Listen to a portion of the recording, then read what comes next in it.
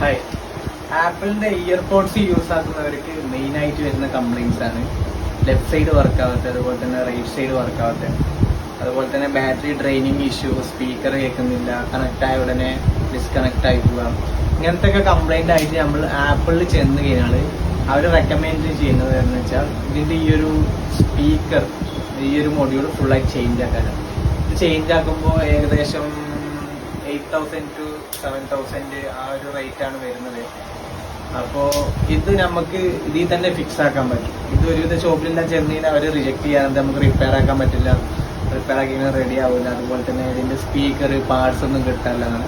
അപ്പോൾ നമ്മളെ കയ്യിൽ ഇതിന്റെ സ്പെയർ പാർട്സും കാര്യങ്ങളെല്ലാം അവൈലബിൾ ആണ്. നമ്മളിത് ഇതിൽ തന്നെ ഫിക്സ് ആക്കി കൊടുക്കുന്നുണ്ട്. ഇതിന്റെ ബാറ്ററി, അതുപോലെ തന്നെ ഇതിന്റെ സ്പീക്കർ, ഇതെല്ലാം നമുക്ക് മാറ്റാൻ പറ്റും.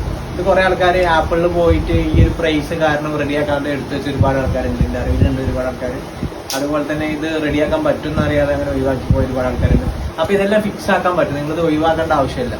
പിന്നെ നമുക്ക് സ്പീക്കർ, അതുപോലെ തന്നെ ഇതിന്റെ ബാറ്ററി, ഇതെല്ലാം റിപ്പയർ ആക്കാൻ പറ്റും. ഇതിനകത്ത് ചെറിയ ചിപ്പെല്ലാം വരുന്നത്, ഇതെല്ലാം കംപ്ലൈന്റ് ചെയ്യാൻ ഒന്നും ചെയ്യാൻ പറ്റില്ല.